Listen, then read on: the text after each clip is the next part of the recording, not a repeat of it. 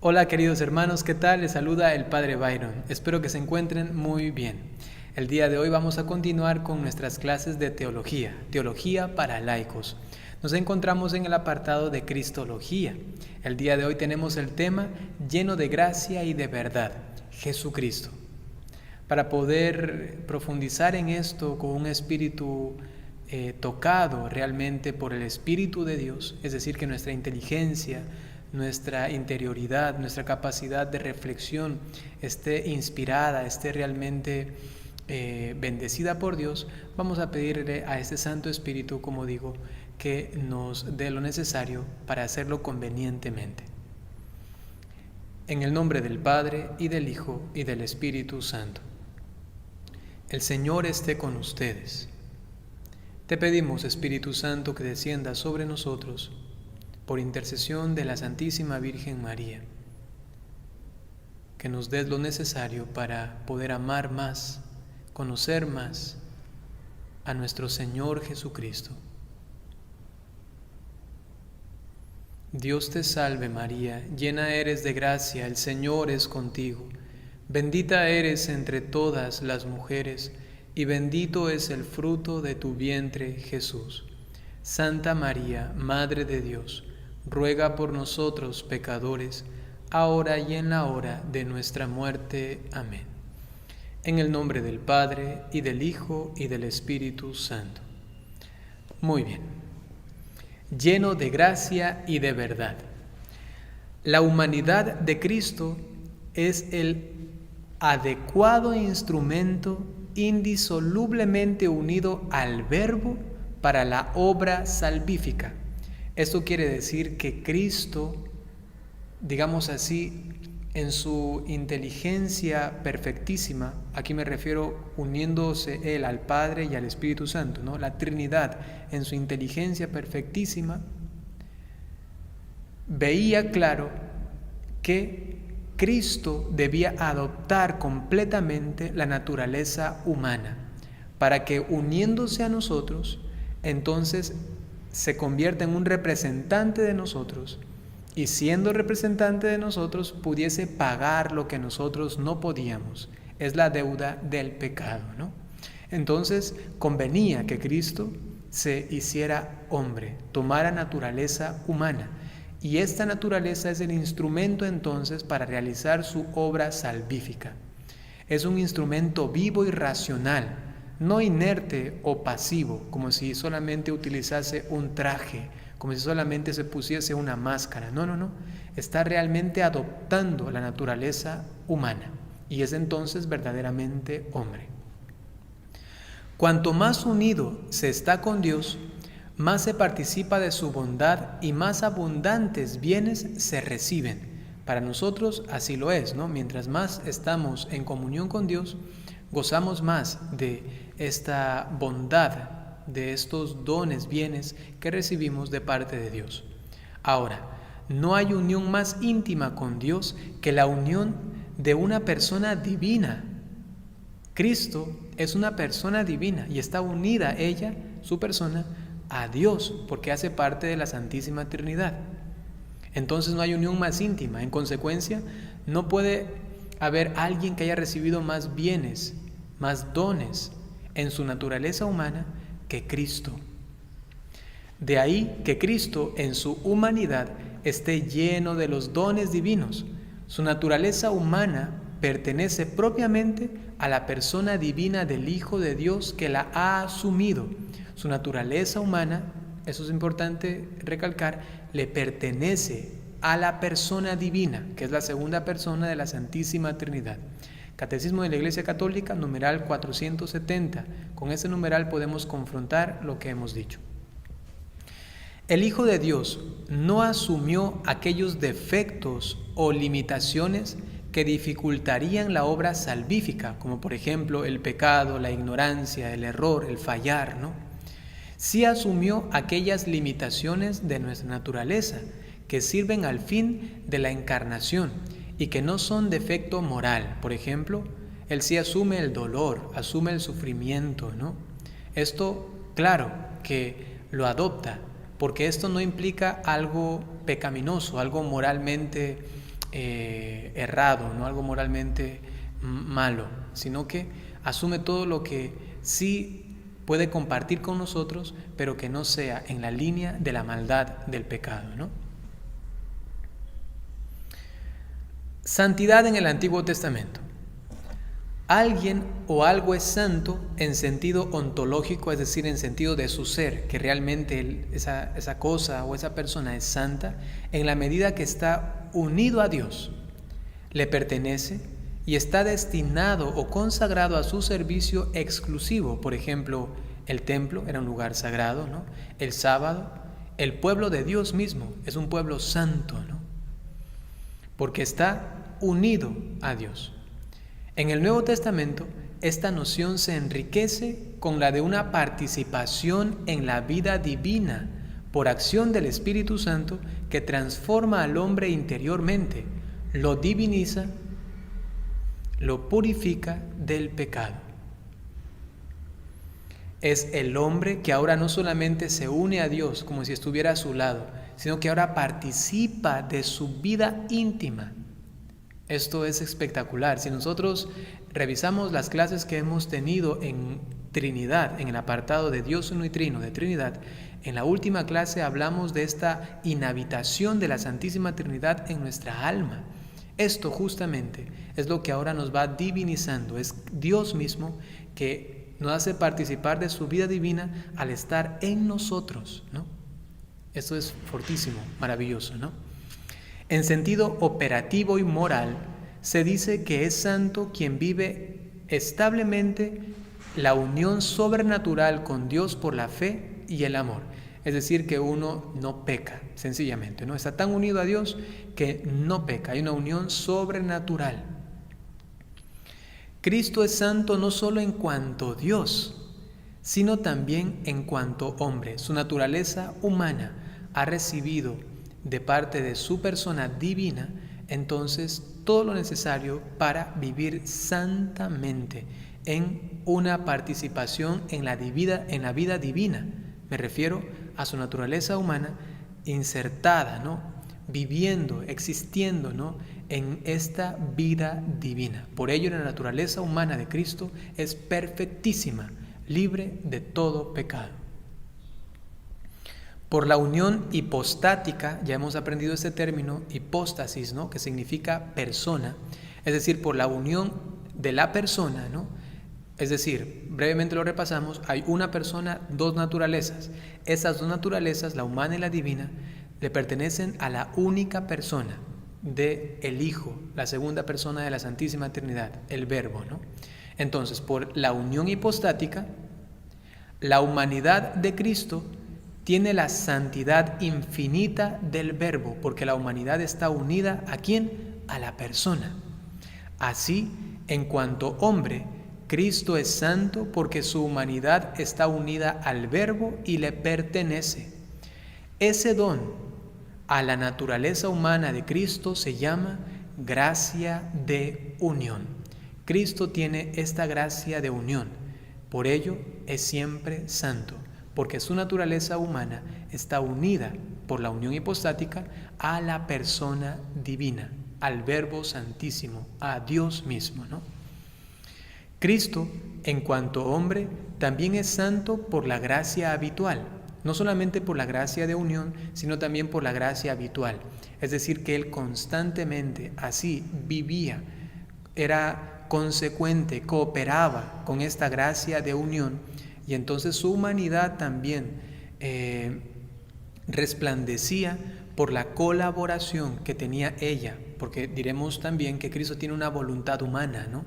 Entonces, por la colaboración de la voluntad humana a la voluntad divina, Cristo tiene en su naturaleza humana una gracia habitual, ¿no? Conveniente porque su humanidad no es santa por sí misma, ni se ha transformado en divina. No es ni por sí misma, ni ha tenido un proceso de realizarse santa.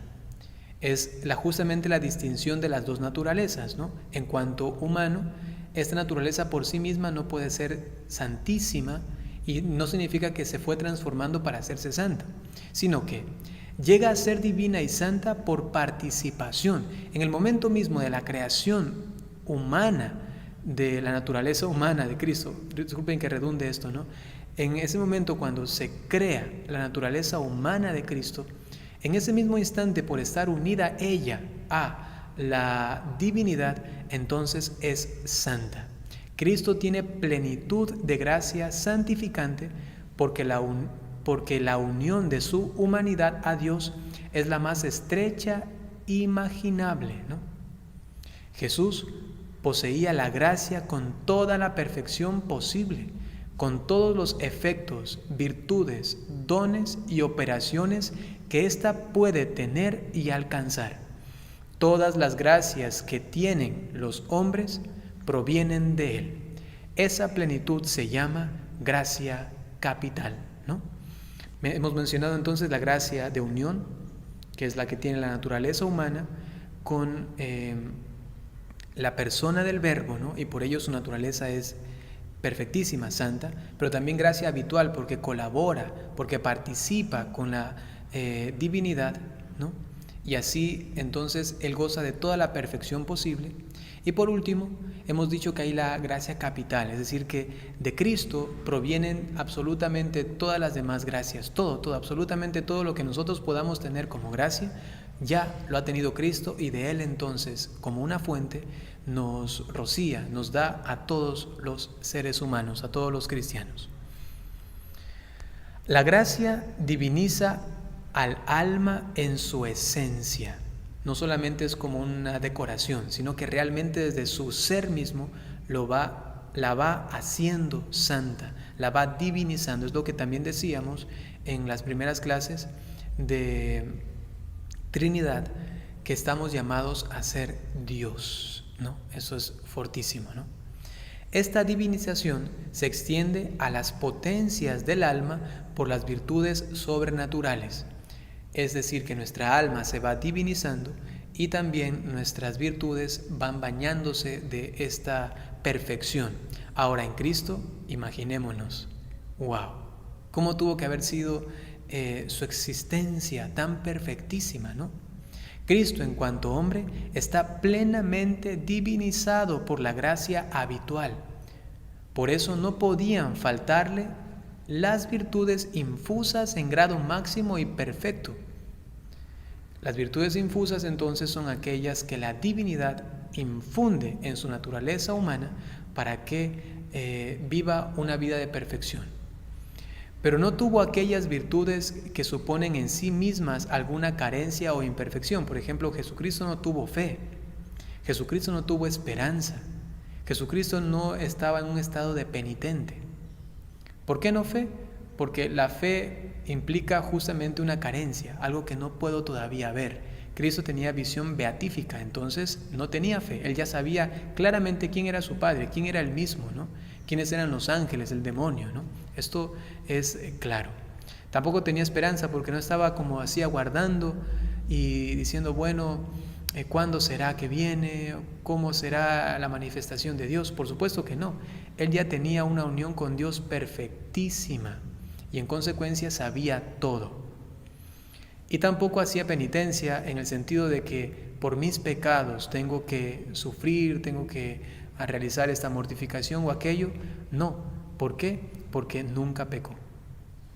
A causa de su plenitud de gracia, Cristo poseía los dones del Espíritu Santo en grado excelentísimo y eminente, y todos los carismas que han tenido los hombres para alguna misión de edificación de los demás. Por ejemplo, los apóstoles, los profetas, los predicadores, doctores, pastores, absolutamente todos ellos están como injertos en todas las virtudes que Cristo ya ha tenido. Y entonces ellos solamente reciben de Cristo, como hemos dicho, la fuente capital, la gracia capital, todas estas gracias y bendiciones. Cristo tenía todos los carismas, todos los dones, ¿no? Jesús es santo también en sentido operativo y moral, es decir, que tiene una completa identificación de su voluntad humana con su voluntad divina, en lo grande y en lo pequeño. Repito, Cristo tiene una voluntad humana, Cristo tiene una voluntad divina. Su naturaleza humana está dotada de una voluntad humana. Y el Catecismo de la Iglesia Católica nos dice que esta voluntad humana está subordinada a la voluntad divina. Esto quiere decir que su voluntad humana está siempre cooperando. No significa que está eliminada, no significa que ha sido violada su voluntad. Por supuesto que no. Lo que pasa en la subordinación sana, a diferencia de la herejía del subordinacionismo, es que esta subordinación se hace por libertad, por deseo.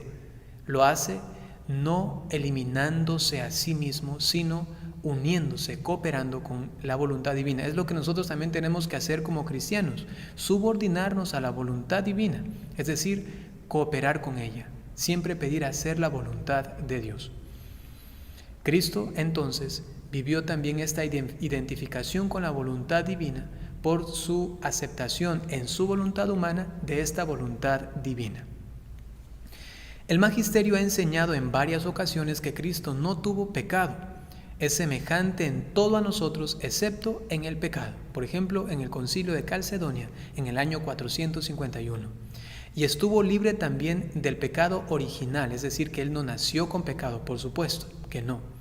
Y del fomes peccati, ¿no? Es decir, de esta inclinación, esta tendencia al pecado. Él no tenía concupiscencia, por lo que en Él la sensibilidad estaba siempre perfectamente subordinada a la razón. Todo lo dirigía, lo guiaba por su razón, por la parte, digamos, más elevada de su naturaleza humana, ¿no? Que es este espíritu, ¿no? Constantinopla II nos dice esto en el año 553. Entonces esta parte espiritual de Cristo, ¿no?, estaba siempre bien ordenada, todo, y también sus sentidos, sus sentimientos, sus afectos, todo estaba bien ordenado, ¿no?, porque no tenía estas heridas del pecado.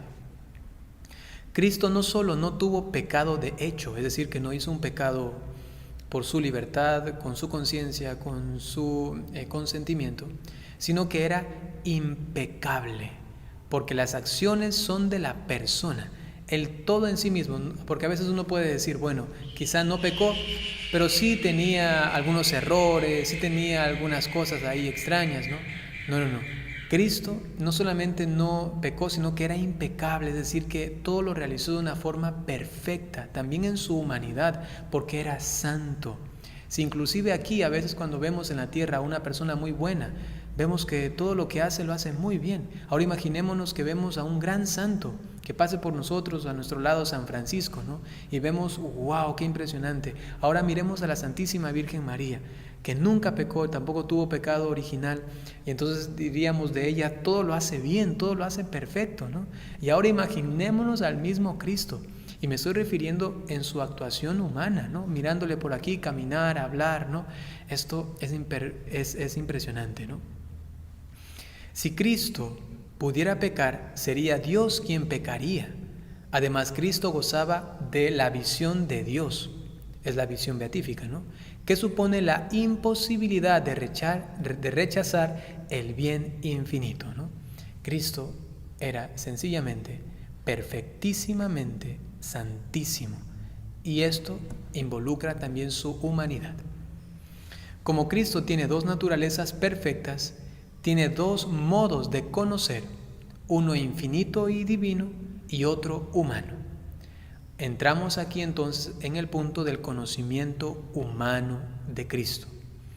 Cristo tuvo también un conocimiento humano y por ello también no infinito, no divino, como lo tiene la naturaleza divina, ¿no?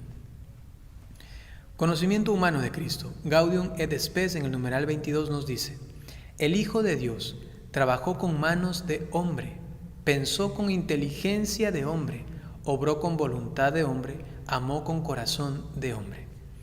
Esto es bueno señalar para complementar la parte anterior que hemos dicho, donde más resaltamos toda la parte santísima, esta unión a su divinidad. Ahora vamos a tocar un poco más esta parte humana, ¿no? para entender también que Cristo tuvo que aprender ciertas cosas por su capacidad humana de inteligencia, de aprehensión de las cosas naturales, materiales de este mundo, ¿no? Tuvo ciencia adquirida, tuvo ciencia de visión y tuvo ciencia infusa. Esas tres son distintas y estas tres las tuvo Cristo. Tuvo ciencia adquirida, esto parte de los sentidos y de la experiencia, ¿no? Comenzó a aprender a hablar, comenzó a aprender el idioma, comenzó a aprender cosas humanas, ¿no?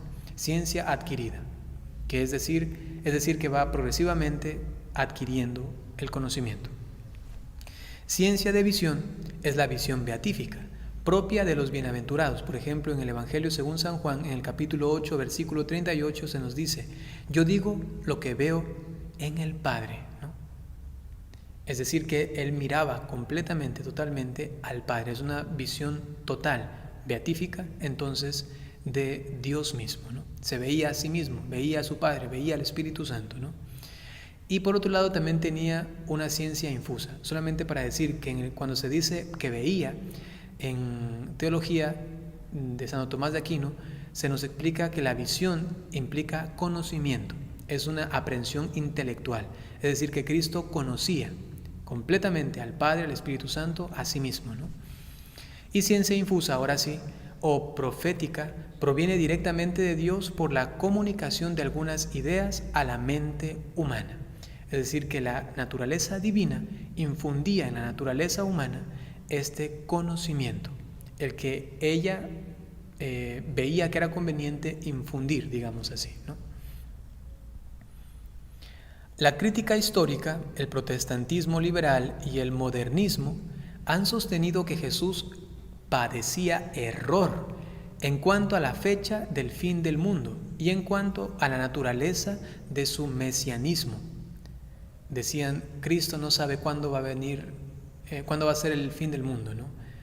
Cristo no sabía realmente quién era Él, ¿no? Esas son herejías tremendísimas, ¿no?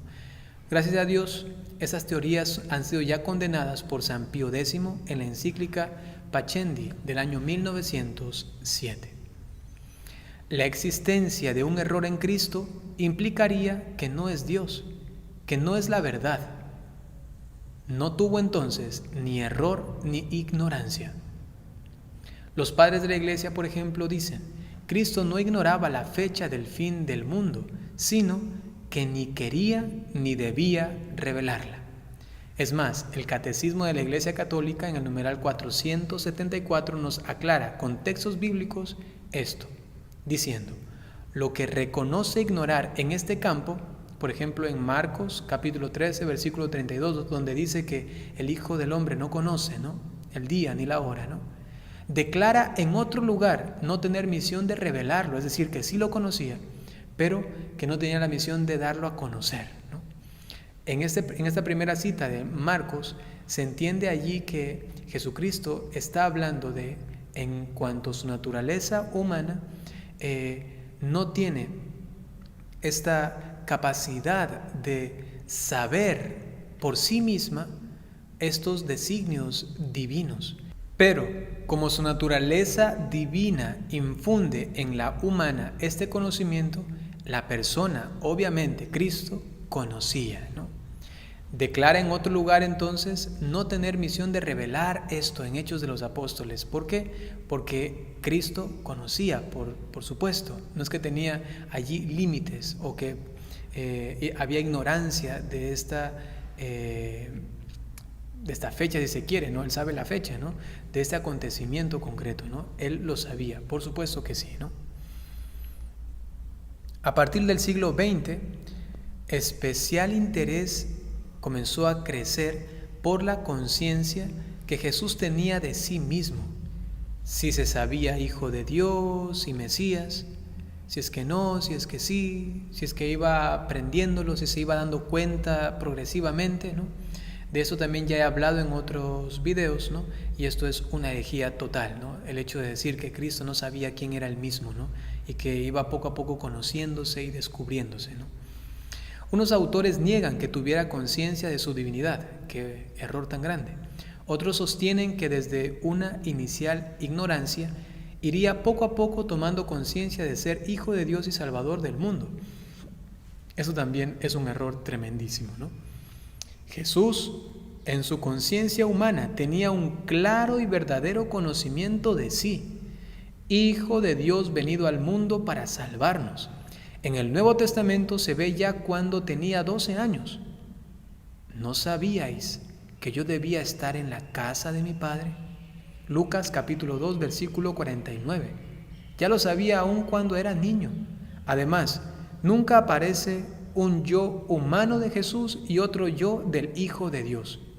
En la Sagrada Escritura esto es clarísimo, es una sola persona. Y la persona del Verbo, por supuesto que sabe quién es Él, ¿no? Y además, el mismo Papa Benedicto XVI, en ese entonces cardenal Ratzinger, escribió un documento en el que se da clara explicación de que Jesucristo, en su conocimiento humano, sabía su misión, sabía quién era Él, quién era su Padre, ¿no? Eso está muy, muy claro, ¿no? Y Jesús utiliza a menudo la expresión revelada a Moisés, yo soy, manifestando que es Dios, ¿no? Eso podemos encontrarlo sobre todo en el Evangelio según San Juan. Yo soy, decía Jesús de sí mismo, ¿no? Es decir, que se atribuye este título que solamente le pertenece a Dios. Listo, queridos hermanos, vamos a terminar esta clase. Les invito a que si tienen alguna pregunta, alguna inquietud, pueden hacérmela tranquilamente, ya sea en los comentarios de este video o también escribiendo directamente al WhatsApp que me pertenece, ¿no? Que se escribe, digamos, primero con un signo más, ¿no?